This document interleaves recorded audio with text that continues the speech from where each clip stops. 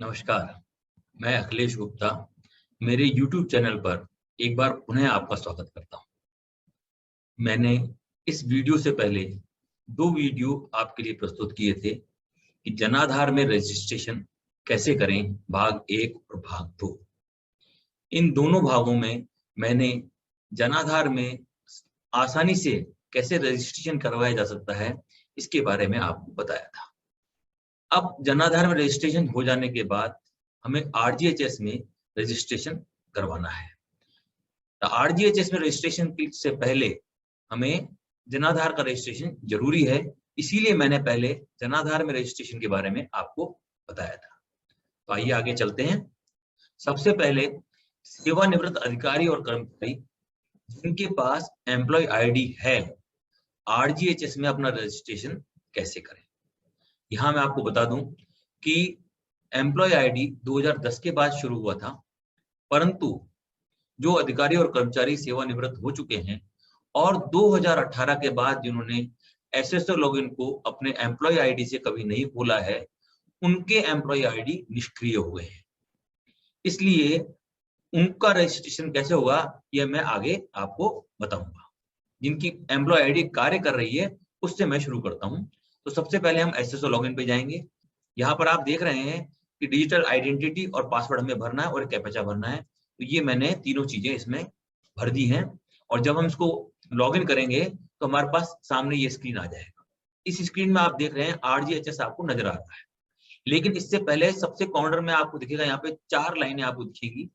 जैसे ही हम इन 4 लाइनों पर क्लिक करेंगे वैसे आप देख रहे हैं सब पहला ऑप्शन है गवर्नमेंट एप्स, G2G मतलब गवर्नमेंट टू गवर्नमेंट एम्प्लॉय। दूसरा ऑप्शन है सिटीजन ऐप G2C, ये है गवर्नमेंट टू सिटीजन। जिन लोगों की एम्प्लॉय आईडी जीवित है उन्हें सिटीजन ऐप G2C को चूज करना पड़ेगा। तो हम सिटीजन ऐप G2C को चूज करते ही हमारे पास ये G2C वाला स्क्रीन खुल जाएगा। आप देख रहे हैं कि इसमें G2C वाला ऑप्शन हाईलाइट हो गया है। इस स्क्रीन के बाद सबका रजिस्ट्रेशन एक ही तरह से होंगे, इसलिए पहले अब मैं वो बताता हूं कि जिनके पास जीवित एम्प्लॉय आईडी नहीं है वो कैसे रजिस्ट्रेशन करेंगे। अब हम चलते हैं जिन लोगों के पास जीवित एम्प्लॉय आईडी नहीं है, सेवानिवृत्त अधिकारी और कर्मचारी और फैमिली पेंशनर जिनके पास एम्प्लॉय आईडी नहीं है, वो आरजीएचएस में रजिस्ट्रेशन कैसे करें। यहाँ आप देख रहे हैं हम एसएसओ लॉगिन में पुनः आ गए हैं। यहाँ पर हम लॉगिन पर क्लिक ना करके रजिस्ट्रेशन पे क्लिक करेंगे और जब रजिस्ट्रेशन पे क्लिक करेंगे तो हमारे पास ये स्क्रीन खुल जाएगा जिसमें लॉगिन के कई ऑप्शन होने रहे। जनाधार पर हम क्लिक करेंगे क्योंकि जनाधार नंबर हम पूर्व में ही बना चुके हैं, तो हम जनाधार की सहायता से यहाँ पर लॉगिन करेंगे। जैसे हम जनाधार पे क्लिक करेंगे ये जनाधार आईडी मांगेगा, हम जनाधार आईडी डालेंगे और नेक्स्ट पे क्लिक करेंगे। इस जनाधार में जितने सदस्य हैं उनके नाम यहाँ पर खुल जाएंगे। सबसे पहला नाम हेड ऑफ द फैमिली, तो महिला है उसका होगा, हम उसको चूज करेंगे और उसको चूज करने के बाद हम सेंड ओटीपी करेंगे।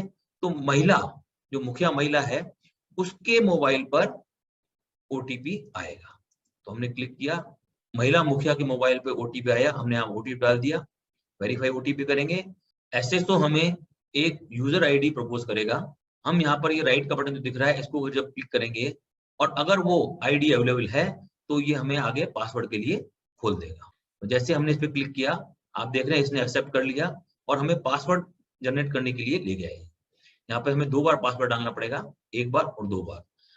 मैं आपको पहले ही बता दूं कि फैमिली पेंशनर और जो लोग जिनके पास जीवित एम्प्लॉय आईडी नहीं है उनका प्रक्रिया एक सी है, उन दोनों की प्रक्रिया एक सी है। अब यहाँ पर हम पासवर्ड भरेंगे। पासवर्ड भरने के बाद हम जब नीचे स्क्रॉल करेंगे तो यहाँ पे रजिस्टर का बटन आएगा, हम रजिस्टर का बटन दबाएंगे तो आप देखेंगे हम पुनः उसी स्क्रीन पे पहुंच गए जहां पर जिनके पास एम्प्लॉय आईडी थी और उन्होंने G2C किया था। यहाँ पर G2C का ऑप्शन डिफॉल्ट में आएगा क्योंकि यहाँ पर एम्प्लॉय आईडी नहीं है, इससे सिटीजन का ही है। अब हम यहाँ पर आरजीएचएस का जो ऐप दिख रहा है इसको क्लिक करेंगे और ये हमें आरजीएचएस की वेबसाइट पर ले जाने के लिए शुरू हो जाएगा।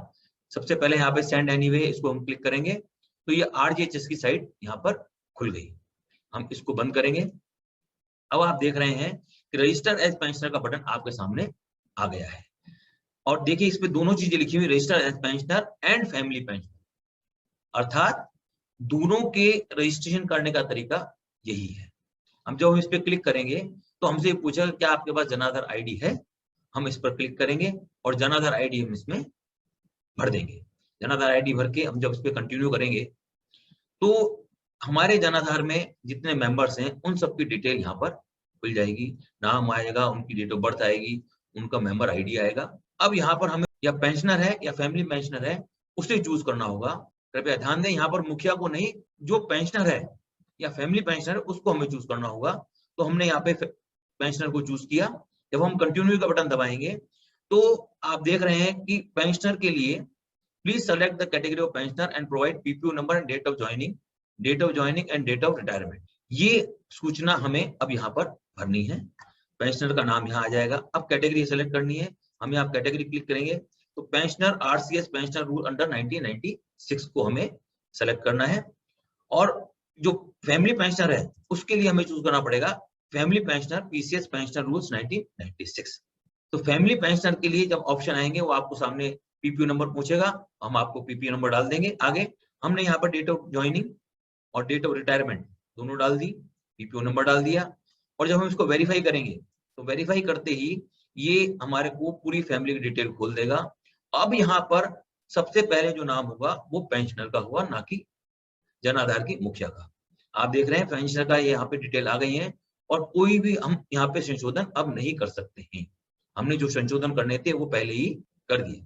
यहाँ पर जो स्पाउस का आप देख रहे हैं, अब यहाँ पर मैं आपको एक चीज बताना चाहूंगा कि जो महिला और पुरुष दोनों रिटायर हो गए हैं और दोनों सरकारी नौकरी में थे, तो महिला की डिटेल अब यहाँ पर आपको भरनी है।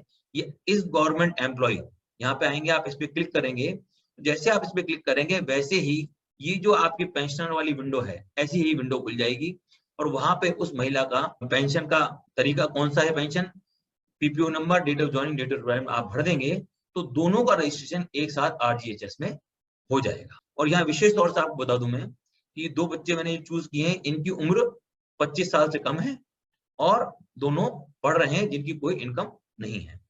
तो अब हम इनकी डिटेल भरेंगे। हमने भर दिया यहाँ पे स्पाउस, डॉटर और यहाँ पे अब यहाँ पे हमें भरना है कि यहाँ पे मैरिटल स्टेटस भरना है, हमने भर दिया है, यहाँ जरूरत नहीं है, स्पाउस का जरूरत नहीं है, दोनों बच्चों का भर दिया है। अब सेलेक्ट होली डिपेंडेंट और नॉट, जैसे हम ये क्लिक करेंगे आप देख रहे हैं स्पाउस का तो हमने यस कर दिया लेकिन बच्चों का हम यहाँ पे यस नहीं कर पा रहे हैं। क्यों नहीं कर पा रहे हैं ये मैं आपको बताऊंगा। अब आप देखिए नीचे यहाँ पर जो फाइनल खुल के आया है उसमें जो पेंशनर है और उसकी पत्नी है सिर्फ दो के नाम है, बच्चों के नाम नहीं है, जबकि दोनों बच्चों की उम्र 25 साल से कम भी है, दोनों पढ़ाई कर रहे हैं और दोनों की कोई इनकम भी नहीं है, मतलब 6000 से कम है या नहीं है। तो ऐसा क्यों है? क्योंकि पेंशनर रूल्स में ये साफ दिया हुआ है कि फैमिली मींस, पेंशनर की फैमिली कौन है? फैमिली मींस पेंशनर्स वाइफ और husband. If wholly dependent upon the pensioner, wife husband will be regarded as wholly dependent upon the pensioner if she or he normally resides with the pensioner. दोनों साथ रहते हैं तो वो pensioner पे dependent है।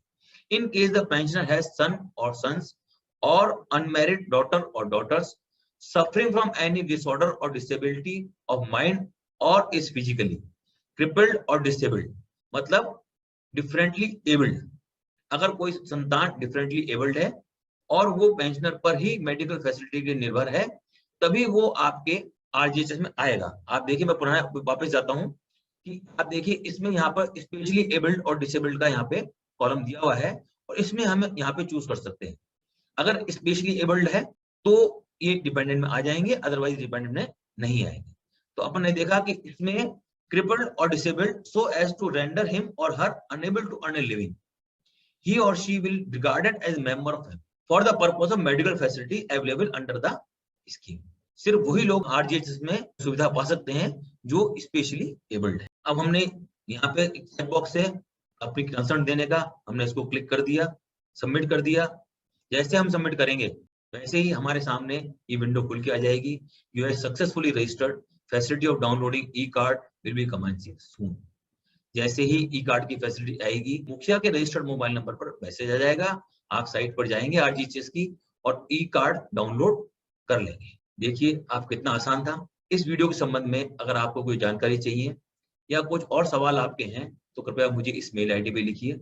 और मेरे इस वीडियो को अगर आपने अभी तक सब्सक्राइब नहीं किया है तो कृपया सब्सक्राइब कर लें, बेल आइकन दबाएं, फॉरवर्ड करें, शेयर करें, लाइक करें अगर आपको अच्छा लगा है और आप आगे के वीडियो भी देखना चाहते हैं, क्योंकि मेरा अगला वीडियो जो होगा वो वर्किंग लोग कैसे आरजीएचएस में रजिस्ट्रेशन करें, क्योंकि आरजीएचएस में रजिस्ट्रेशन में कई बदलाव आ गए हैं। इसलिए मैं चाहता हूं कि आप सभी इससे फैसिलिटेट हों और आप आसानी से ये काम कर पाए। धन्यवाद।